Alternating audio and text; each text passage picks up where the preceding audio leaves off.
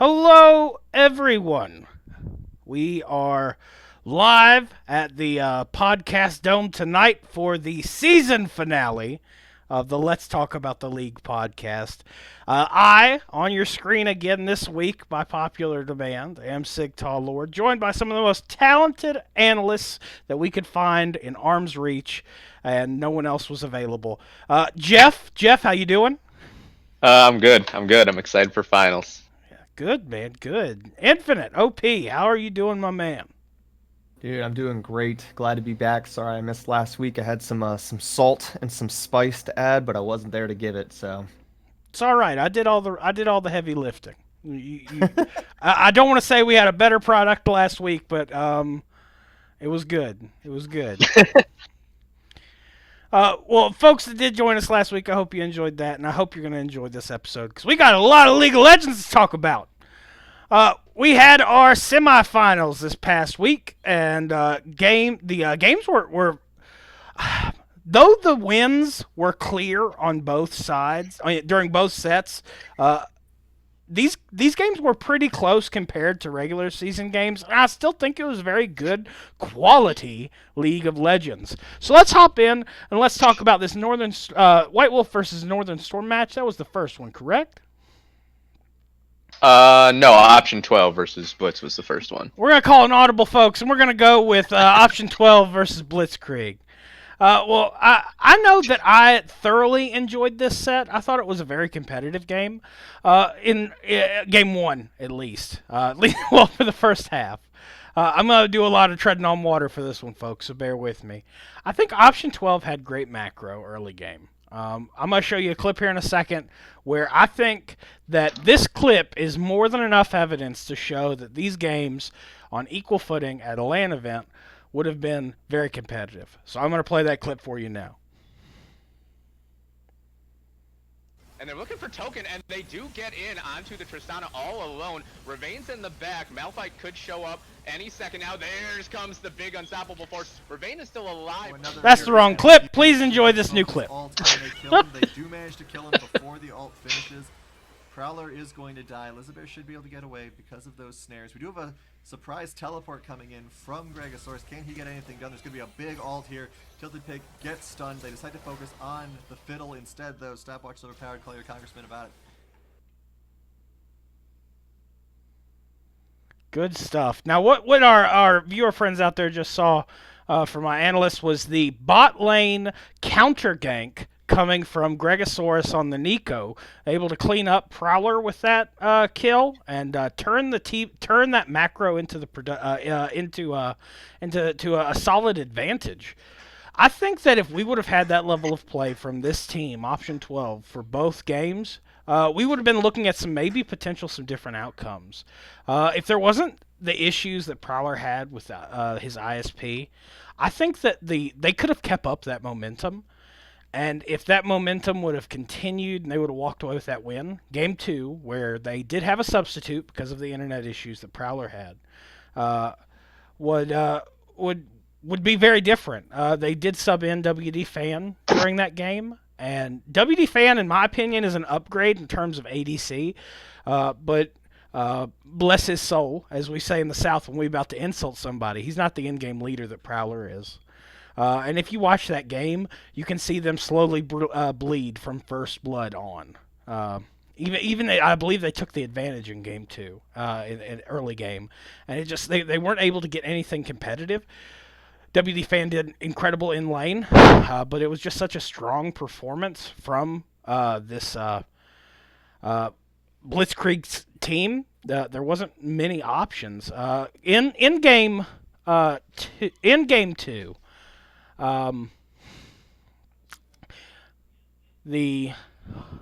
Sorry, folks, I'm reading a note. In game two, the leadership just wasn't there. There was at 16 minutes, Blitzkrieg only had a 2K gold lead, and kills were behind. They were actually behind in kills. Option 12 actually had more kills. 10 minutes later in game, and it's 7-18 Blitzkrieg with a 13K gold difference. The synergy just wasn't there. And consistently across the split, this Option 12 squad have played from behind in a lot of their matches, and I think that the thing that allowed them to get back into games was in-game leadership, and that just wasn't there. So I think if that we weren't in the situation that we were in and we were at a LAN event and this was live, I think we could have seen some different outcomes and potentially different finals. So you guys can go ahead and theory craft that all you would like. But that's my opinion on it. Jeff, do I got it right? I mean, it is worth noting that in game one, both times the Prowler DC'd and there was a subsequent pause, Blitzkrieg did immediately win skirmishes and accrue advantages, like literally as soon as the game resumption countdown ended. That being said, there's no way we'll ever know, and I think that Blitzkrieg has shown us enough over the last month throughout this split that it would be a disservice to assume things would have gone differently. Certainly they could have. Option 12 did look pretty good in those early games, even in game 2, which you noted with WD fans subbing in. But I think that shout out, especially for game 1, has to go to J-Dog. I think that he played really, really well up in the top lane on that set. I believe he solo killed Shaken early on, or maybe not early on, but relatively early. And also, he really carried a dragon fight at about 17 minutes, where Gregosaurus actually got off a huge Nico ult. But then J-Dog really countered it with his own ult, getting a lot of damage down, and then he zoned out the bot lane of Option 12 by himself, and really just allowed Tilted Pig and Brandana to clean up that fight. So I think that was huge by him. Sort of a soft-spoken MVP of that game for me. Game 2, even though Option 12 did start off well, I just thought the writing was kind of on the wall, especially with the lost bans. We saw the Vigo coming out for Pistol Crab, the Darius for J-Dog. That it's just such an uphill battle at that point. And honestly, I felt for Smokey the Bear a little bit early in that game, because I think that he missed probably 3 or 4 hooks by probably about 3 or 4 pixels total across all 4 of them. They were all so close.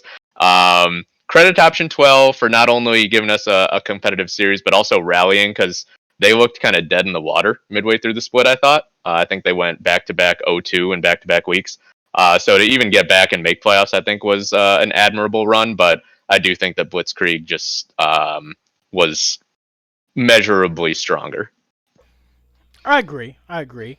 And to respond to chat, one, my co-hosts opted not to have webcams, and one, if you did see Jeff's face, he would just make me look hideous in comparison. Genuinely, I pawn after him every Wednesday. So calm it down, chat. If we can afford webcams in the future for everybody, we will. If you want to send it to him, you can get his PO box. All right. Infinite. What's your take on this game? White Wolf, Northern Storm. No, not Option 12 Blitzkrieg. I want to talk about that game, apparently. I kind of lean more towards what Jeff was saying. I think that Option 12, I like bringing the spice and everything, but I like doing that when teams can prove me wrong, and O12 can no longer do that. So I'm going to keep it mild. They did kind of rally in their last couple of weeks of playing. They kind of, started testing some new things and really pulling it together. But to like Jeff said, I agree. I think it'd be a disservice to say that they had shown enough change to truly think that they, had somehow learned something that was going to give them the advantage over this team that has just been so strong since, second week. I just don't see it. I think they did really well, and I think it would have been a much more close competitive game since they have been, pulling together better and just performing all together better. But Blitzkrieg, they're a hard team to contest with right now. And yeah, I guess we can theory craft and say, well, if we didn't have these connect issues and stuff like that, maybe Prowler being there would have made the difference. But I just don't think that's the case. Harder. It's so hard to say. And when you look at the LCUS's long 7-split history, there are multiple times where you say, what if? Wrong side. Where you say, what if? And if one thing would have been different, would that splash art at the end of the championship look different? Would it be a different team? This is going to be one of those times where we question that. But all around, very competitive set. Very exciting to watch. Just as exciting as the subs that MixLink just gifted. Thank you so much, Mix. We really appreciate it. We're going to talk about your performance here in a moment. You did very well. Just keeping up that solid play from game to chat. I like it. Consistency, my dude. Now, with us talking about this next set, did you have counterpoints, Jeff, before I move on?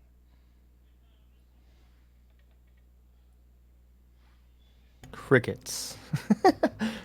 That's cool. I was taken away by my breath was taken away by the comments as well. It was pretty dumb. Infinite. No, I'm good. I'm good. I said my piece. All right.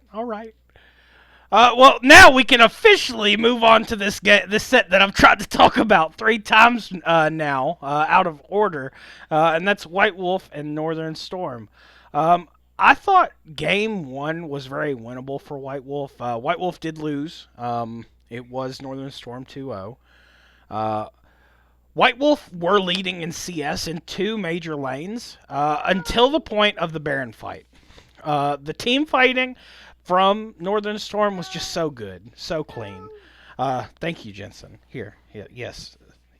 Sorry, my son has brought me his tablet, and he has decided that it is time to watch YouTube while I do this. So I'm going to do that. The team fighting from Northern Storm was so good. Token got an amazing triple kill at the Drake fight in Game 1. And I want to share that clip with y'all right now.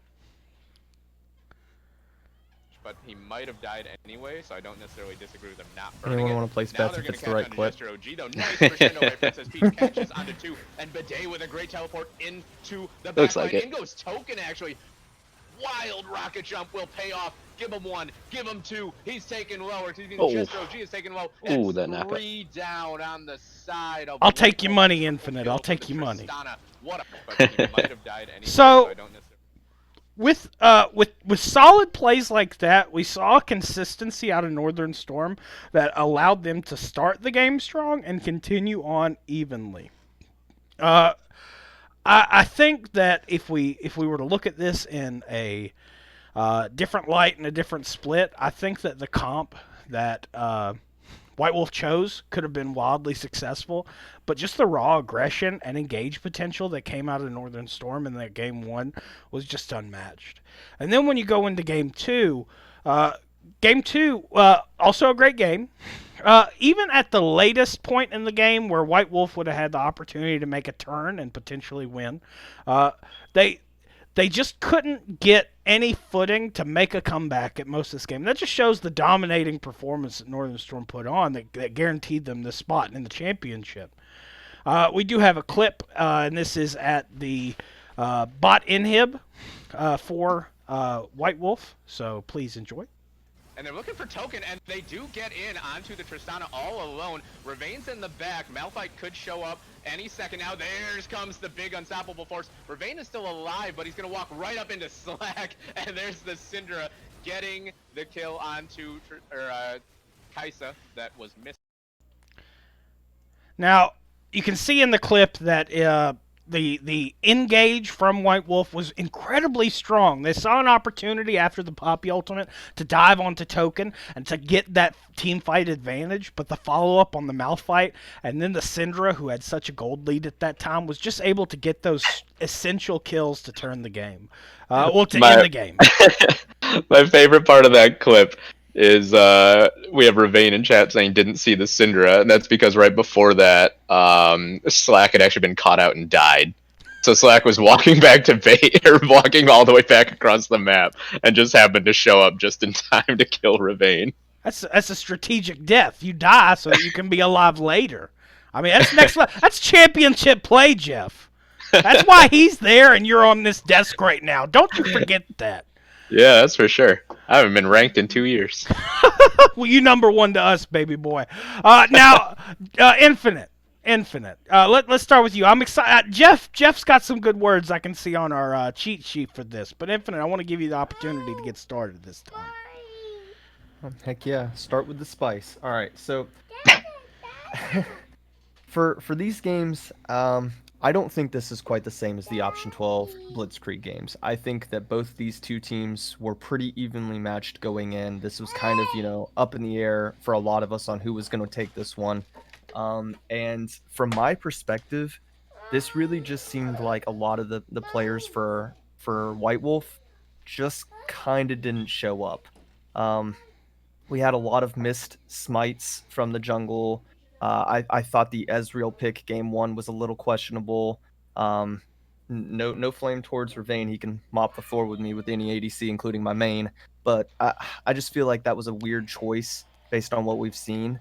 And then game two, um, I thought the Poppy choice was a weird choice. And we see that. I'm glad you showed that clip because that wasn't the only time that they had a really good engage. They had another one up in the mid lane right next to their inhibitor where they had a really good engage too with Poppy. And then as soon as all their cooldowns and everything were used up, they just didn't have the damage, and Northern Storm still took that fight. I think I know at least one, but I think both games, the support had highest damage on the team. And coming from Lux, that's not necessarily the most impressive thing, but it still kind of shows that you just really, in general, did not have enough damage. And I think we saw that over and over and over.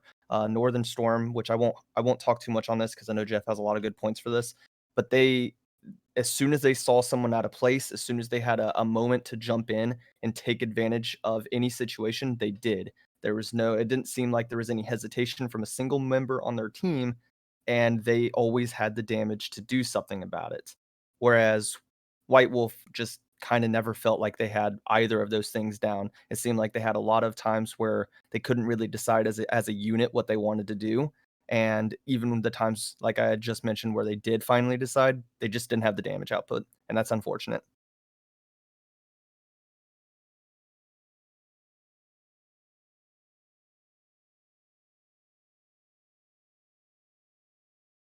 Yeah, something that Infinite just alluded to. For me, this series came down to just the aggression and the quick decision making from Northern Storm.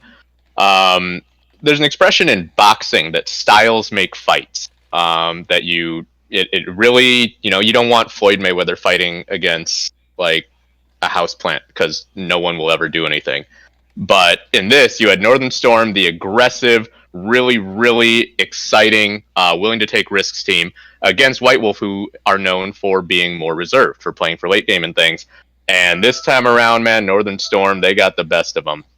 There were so many instances, there's so many examples of just throughout this series, Northern Storm not just jumping onto a champion, which they did many times, especially with Token rocket jumping like a madman, but also decisive quick calls onto objectives. I think it was their third Drake in game two. They just got there a little sooner. All of White Wolf was there, but Northern Storm, they just pushed the issue. They got the Drake, and then they got an advantageous fight afterward.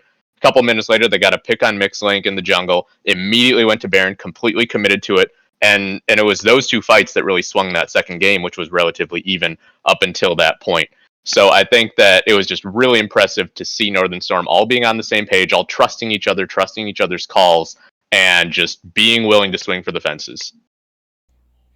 Very good points. Very well presented, Jeff. Thank you. Regardless of the outcomes of these two games, both White Wolf and Option 12 put on one heck of a show for us over the split. Both teams showing incredible growth, and we are very thankful for their players participating with us, giving their time in play and practice.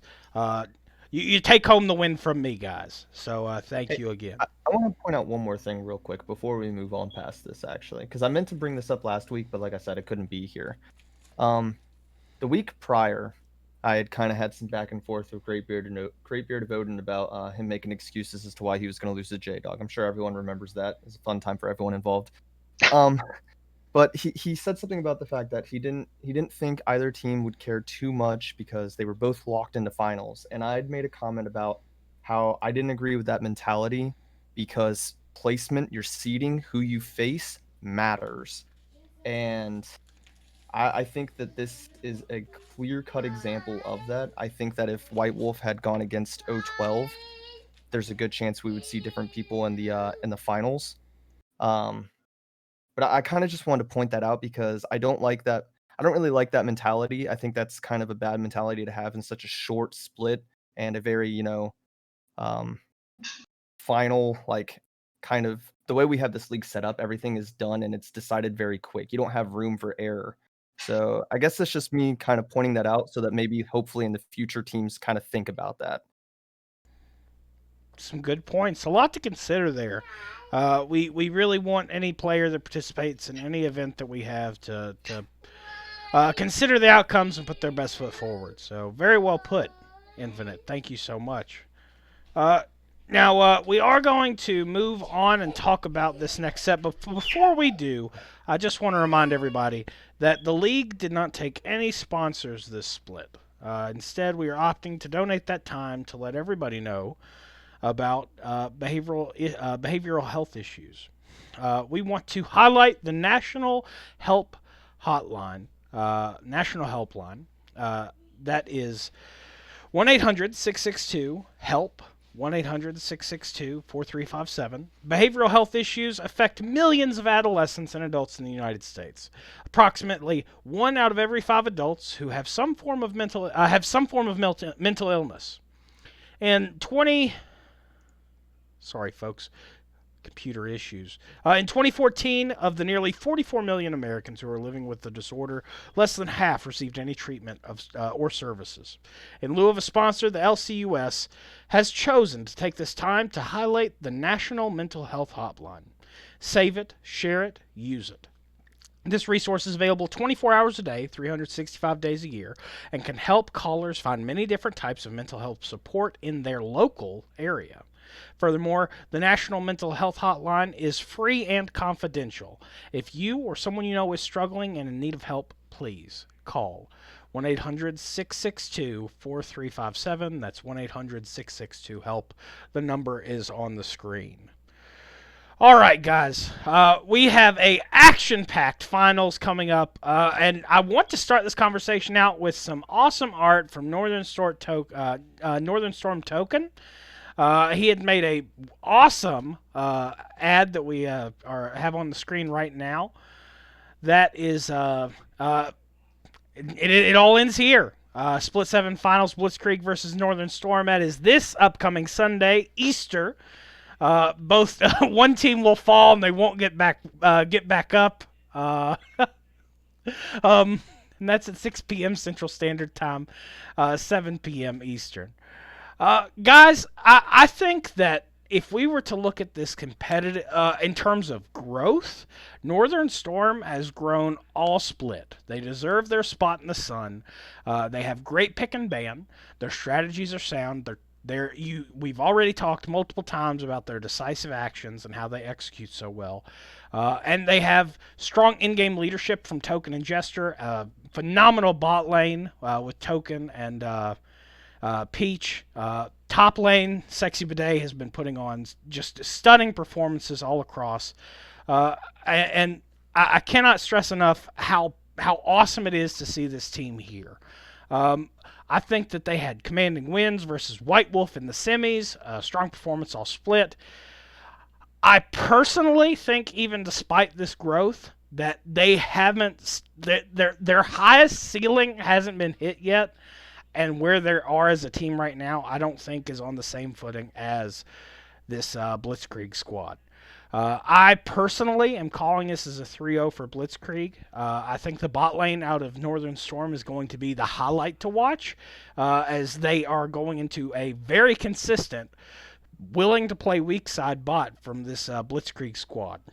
I do believe that there's room for upset in this, but I think this is all momentum-based, and just based off of momentum, I think Blitzkrieg takes the early games and will just continue to get those wins. There's just been too much strong play out of Brandana, Pistol, and J-Dog. So let's hop over to Jeff. Jeff, what are your thoughts on this dynamic, exciting game? I mean, I'm so excited by how you talked about how Northern Storm has grown throughout the split, because I don't remember them being that aggressive early in the split. But it looks like they've really upped their trust in one another, their decisiveness, and now, I mean, they're coming up against a team that is also really known for aggression and decisiveness. So this is going to be a pretty great finals, because everybody's going to be looking to make plays. Nobody's going to be shying away. Everybody's going to be willing to flash in, go for the big play, and that's what you want to see. I mean, esports at their core are entertainment, and that's what we want. So, I think that Blitzkrieg does have an overall advantage when you just look at the roster's top to bottom, but obviously it's a team game. It's interesting. Jester, we've talked a lot about, Jester was great in the semifinals last week. He admitted himself that when he played against Pistol Crab earlier this split, he got outplayed. He admitted it and he owned up to it. I expect him to be more up to the task this time, but I'm still going to give a slight edge to Pistol in that particular matchup. I think the J Dog and Bidet will be even, and I think it'll be pretty uneventful as long as Darius is banned. But I do still think that Brandana has an edge in the mid lane. And you talked about bot side. I do really think that Tilted Pig and Smokey don't get enough credit for how they're pretty much always just left down there. They just, it's just like survive, don't feed, don't give up too many plates, things like that. And they're really good at that. And then meanwhile, you've got Token, who was, leaping around like crazy on Tristana. We know Peach is willing to go for the big plays. So it'll be interesting to see how that shakes out. I think that this series, I think that if Northern Storm can replicate what they did last weekend and get control of the Drakes, get control of the river, then that'll be huge for them. It'll really give them a fighting chance. But I'm just not sure if that happens as easily as it did against White Wolf. And so I am going to go Blitzkrieg 3-1. I like it. Probably more favorable analysis than I had. Infinite. Let's give you the last word on this. These exciting finals this upcoming weekend. So I have faith in a 5-game final series. I think it'll be 3-2. I am still giving it to Blitzkrieg, but I think this one this is a very interesting set, because we've seen before how much teams and their success kind of depends on the jungle, and especially in the LCUS, that tends to be a very common, I guess, truth, is that if you can work really well around your jungle, you have a very good chance of doing pretty well and going pretty far in this league. So here we have Pistol Crab and Jester OG, which have both been incredibly strong, very good junglers who have helped lead their teams. And yes, we've already seen the matchup before, Pistol Crab versus Jester OG, and it went in favor of Pistol Crab. But I don't think that we can necessarily count Jester OG out for this matchup. One, because we have seen the Northern Storm squad kind of adapt, and they're very hard to plan against. They have so many champs in their pool. They play so many off-meta things. It makes it really hard to squeeze an unfavorable matchup out of them. Whereas some other teams, that's something that you can kind of rely on. As far as the specific matchups go, though, I think that I kind of disagree with some of your all's analysis. I think that J-Dog probably will have the advantage over Sexy Bidet. He's proven to be just a lot more on his game this split. Everyone jokes about the whole J-Dog redemption arc, but it truly is. He's performing extremely well. I don't think he needs, Darius to do that. I think he has quite a few champs actually that he can make things happen with. I think in the mid lane that it's a little more even than we would like to think, especially if Northern Storm goes ahead and gives Slackosaurus Rex that magic poison that he had whenever he was playing Lucian. I know he got sick and everything, but if he plays like he did that day, Brandana might have to watch out. So we can't count that out either. As far as the bot lane, both of them have different strengths as well. We have the token Princess Peach bot lane that likes to do the off-meta double mage kind of things, but they don't have to. They can play, some of the more traditional things if they need to. Whereas on the other side, Tilted Big has been consistently good on certain ADCs.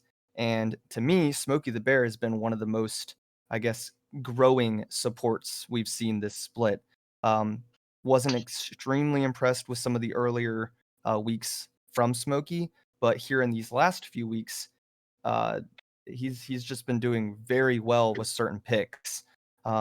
So like I said, I'm giving this a 3-2 for Blitzkrieg, but I think these will be a lot closer than some of us might think. But I do think that these are going to be heavily dependent on jungle presence. So no pressure to you, Jester OG. It's going to be one heck of a show, and I'm excited to see it. Chat is saying gotta love an underdog. Divakin, I've been last split I called it for 9 lives 4-1, and O12 walked away with the championship. So yeah, Wait, you called it 4-1? didn't I? That's not even a thing. Sorry, Can't even. sorry, 3-1 and 3-1. That's the He was so sure that he even made it impossible to achieve. That's the second time I've done that. And this week I did it when we in the community, the LCUS Discord. I talked about the Fnatic SK game, and I said it was Fnatic 4-1. I'm coming up with a new format, guys. I'm an innovator. Mixlink is saying he's calling it 3-2 for Northern Storm. Momentum will be huge in this series. Once one of these teams gets gets an edge, they'll just snowball. There's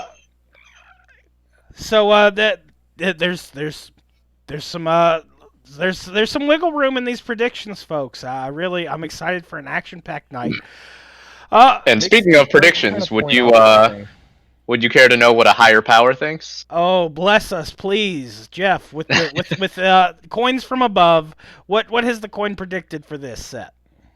Well, the coin also believes that it is going 5 games, and it is also picking Blitzkrieg to win in 5 games. Very close. So I do want to point out something Mixlink, kind of made me think of, is something that none of us are thinking about is Blitzkrieg we don't really know if Blitzkrieg knows how to come back from losses. We don't know That's how true. they deal with tilt. They've been on such a win streak that if Northern Storm can take game 1, and especially if they can take games 1 and 2, we truly don't know how they will respond to that. So that's definitely something that's an interesting thing to think about. That's true. I mean, we saw last split 9 lives looked unstoppable, looked incredible coming into finals, and it's something I predicted before that finals, and I'll say it again. Actually, for this one, whoever wins game 3 wins the series. I think that's just a very common thing in best of 5 series, especially at the amateur level, because game 3 is always a huge momentum shift, no matter how the first 2 games went. So, whoever wins game 3 wins, guys. I like that. I like that interpretation. That and topically, I'm wearing my some of my Cloud9 stuff, and they're proud watchers of the Worlds tournament because they didn't know how to lose. Yeah, highly relevant. Guys, any other thoughts to wrap up this podcast and this split in general? Infinite, you got anything? Just that overall was a very interesting, fun split, and I know that a lot of times at the very beginning of splits, teams kind of get a little disheartened, or some teams take the rankings a little more seriously. But just for perspective, the community had Blitzkrieg as 6. Every single one of us on this podcast had them as 5th, and they're the top contender. So Northern Storm's similar situation. Community had them in 5th. All of us had them in 4th, except Jeff, who had them as last. And why would you say that? Why would you... Yeah. So, but really, just kind of pointing out that it doesn't really matter what the community thinks. It doesn't matter what we think. Just good job to everyone who showed up, and especially to those teams that were like, we don't care what others think. We're going to prove them wrong. You succeeded, and that's what I like to see. So, congrats to everyone. Very well put. I love that speaking from the heart. This rating doesn't affect your personal value. You're all wonderful, fantastic people, except Ace. Jeff, your thoughts? Oh man, I don't know. Just I had fun. It was a pretty short split. It was pretty quick. Um, but yeah, it's been cool seeing a lot of teams rise and fall. Just pick up the pieces, or get knocked down a peg when maybe they were getting a little too high on themselves. So it makes it exciting, makes it interesting, and yeah, can't wait for finals, and then can't wait for split 8. Uh, Thank you, Jeff. And folks, again, make sure you tune in to this channel on twitch.tv/GMA Gaming at for the Split 7 finals at 6 p.m. Central Time, 7 p.m. Eastern, for a thunderous best of 5 with the best that the league has to offer. I want to take this opportunity to thank all the great guests that we've had on this podcast, and especially the talented co-hosts I've had. You guys have went above and beyond to make sure that our content is not only quality, but it's on time. And I greatly appreciate that. With you guys getting paid big whopping zeros, you guys put in $1 million worth of energy, and I appreciate that. I want to thank our casters this split. Kinos, we already thanked you. Just phenomenal guy, great caster. Jeff, Infinite OP, Arcane Soda, Chaosix. Anybody else that might have touched that beautiful microphone and I'm not acknowledging you, thank you.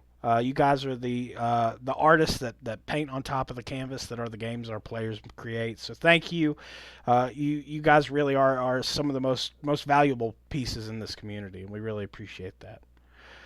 Speaking of the community, our community leaders and community mods, you guys have done a fantastic job keeping this community organized and well moving, keeping out the hate and just making sure it's full of love and great content. Thank you so much. And the most important thank you is you for Split 6 and for Split 7 and the 6 splits before this one. The lifeblood of this league has been the community. Your time, your plays, your practice, your in-team jokes that you shared with old friends and strangers alike. Thank you. I hope you enjoyed this season of the podcast. We enjoyed making it. I hope you will follow us on our socials. That's Facebook, look for LCUS, that's Reddit, and of course here on Twitch. I will be waiting with bated breath for the opportunity for you to join us while we talk about the league. It's been a pleasure, folks. You have a good night.